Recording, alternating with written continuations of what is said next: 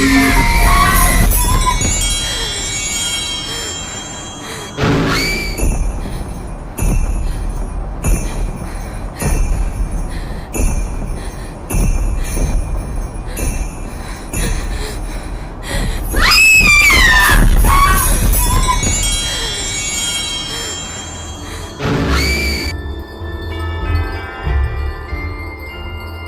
was a cold December night a week before Christmas. My family always does Christmas in our Hamptons, New York summer house. The Hamptons are always quiet this time of year, as a large chunk of the real estate there is owned by rich people who have 2 or 3 other houses elsewhere in the country. My dad and I were at the house first before the rest of my family, as my mom and sister still had work until the next weekend. My dad was retired at the time, and school was over for winter break for me, so we wanted to just go to the Hamptons house early.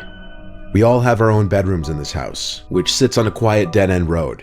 My dad turned on the heat and water and all that stuff that he always has to take care of when we return for the first time in months. I brought my PS3 to play in my room. I spent most of the first day there playing video games. On that first night we were there was a big snowstorm, another reason we wanted to come early, to beat the crappy road conditions that would come for days after the storm. The next morning when I woke up and went out to the kitchen, my dad asked me when I built the snowman. I responded, "What do you mean?" He said the snowman in the backyard. I went to look out the window, and there was at least 2 feet of fresh snow. But there was also a snowman sitting in our backyard. It had 2 sticks for arms angled up into the air, and it had eyes and a smile carved into the head. The eyes and mouth side was facing the window. I said to my dad I didn't build that. My dad laughed and said, "Must be the neighbor kids." My dad thought it was an innocent joke, so I did as well. The next night is where things got bad though. I was in bed asleep and suddenly woke up to a distinct thump on my window. I was terrified. I pulled the blankets over myself to hide, to not be in view of whoever might be out there. But after 5 minutes, I started to wonder maybe it was snow that fell off the roof and blew into the window. I got up to peek out the window. I screamed because at first I thought what I saw was a person, but it was actually another snowman standing right outside my window. There was an angry frown on this one instead of a smiling face. I screamed for my dad and he came rushing inside. I pointed at the window, and this time he wasn't happy. He said he would go next door in the morning and talk to the kids' parents. I slept in my sister's room the rest of that night. The next morning, my dad went next door and rang the bell, but they weren't home. There were no cars in the driveway. That meant they weren't even in town.